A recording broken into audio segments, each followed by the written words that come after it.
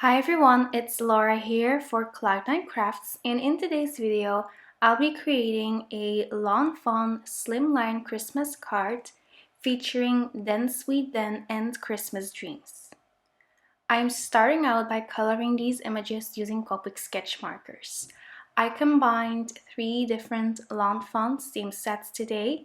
I used the new Then Sweet Then theme set and I combined that with Christmas Dreams and Toboggan together.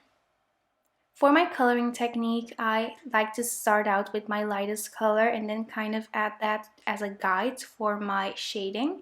Then I go over that with my darkest color, then I blend that out using the mid-tone color, and finally I go back in with that lightest shade just to add a little bit contrast and to blend everything together. So I didn't end up using this big bear over here, but I still wanted to show you the colors that I used to color it because I also used those colors to color the other big bears. So for the small bears, I used the other shades of brown. For my gifts, I'm using some shades of red and green. I decided to stick to a very traditional color scheme for today's card, so lots of red and green, but I did add a pop of turquoise and a pop of pink and yellow. I wanted to have a quick chat with you and I wanted to ask you how many Christmas cards that you made until now. I still have so many more Christmas cards to make.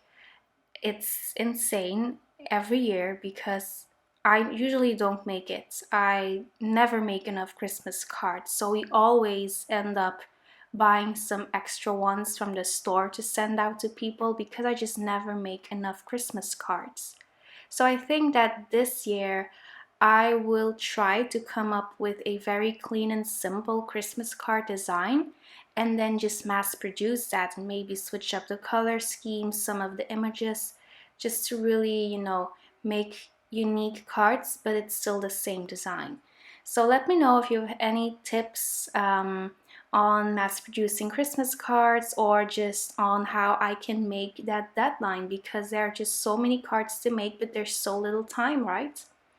So I'm going in with BG13, BG32, and BG11 to add some pops of turquoise. I'm also using RV14, RV13, and RV11 to add some pink to this card because pink is my favorite color, along with purple.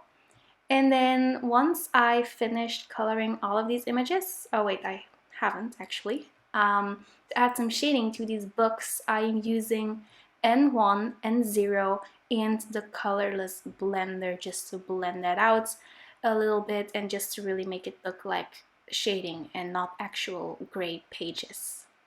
Now that I have colored all of my images, it's time to cut them out using the coordinating dies.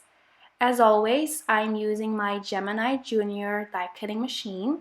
I have my clear cutting plate on the bottom, then my images with the dies facing down, then my magnetic shim, my plastic plate, and then finally one more clear cutting pad, and then I can just run that through the die cutting machine and then the machine does all the work for me. It's really super easy and I love those purple details on this machine. It's just so pretty. I die cut a slimline die from the, let's see, I have it over here, from the small slimline with lift flaps die cut set from Lawn Fawn. And I'm adding color to that cardstock using Distress Oxide ink pads. So on the bottom, I added picked raspberry. Then on the top, I used candied apple. And then in the center, I used abandoned coral. So I'm just constantly switching back and forth between those 3 colors to get a nice gradient or an ombre. I'm using these blending brushes from Tailored Expressions. They are my absolute favorites. They blend so easily and they're also really pretty to look at since they come in rainbow colors. Now that I added my Distress Oxide ink pads, I am going in with some watercolor paints from the Gansai Tambi watercolor palette. I am just adding some splatters here and there some red ones, pink, and then of course also the clear or kind of silver metallic splatters. I made sure that my cardstock was completely dry since I'll be doing some heat embossing. I'm prepping my cardstock using my powder tool to remove any static cling, and then I stamped a sentiment from the Winter Wavy Saying stamp set from Lawn Fawn using Versamark ink. I'm sprinkling on opaque bright white embossing powder from Wow, and then I'm just going to heat set that until it's melted completely, and then you'll be left with a really nice crisp white sentiment. Just adds a lot of contrast on this background.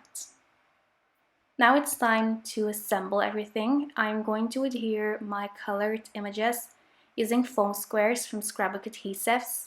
I am mixing the thin foam squares with the regular foam squares just to add a little bit of variety and dimension on this card. I also die cut a slimline from the large slimline with sliders die cut set from Lawn Fawn using some pattern paper from the Let It Shine collection pack from Lawn Fawn. This is from the 12 by 12 collection pack. And I'm adhering that onto a note card. So I'm adhering that using my double-sided adhesive. To adhere my card front to my note card, I'm using some foam tape from Scotch. And of course, you know me, I always finish off a card with a little bit of shimmer and shine. So I'm going in with the Spectrum Noir Sparkle Pen, and of course also a coat of glossy accents. And that wasn't enough for me, so I also went in with the White Blizzard glitter drops from Tonic Studios, since these just match any color and they always add a really nice finishing touch to any card. So that's it for now. Thank you so much for stopping by. If you enjoyed this video, make sure to give it a big thumbs up, subscribe to this channel, and click the notification bell below. I will see you very soon. Bye bye.